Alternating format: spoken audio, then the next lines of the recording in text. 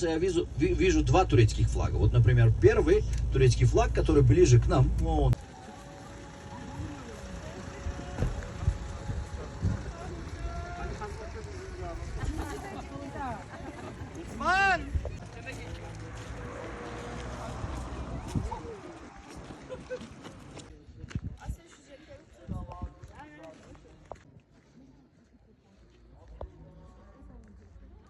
Осындай локациялар өте көп екен.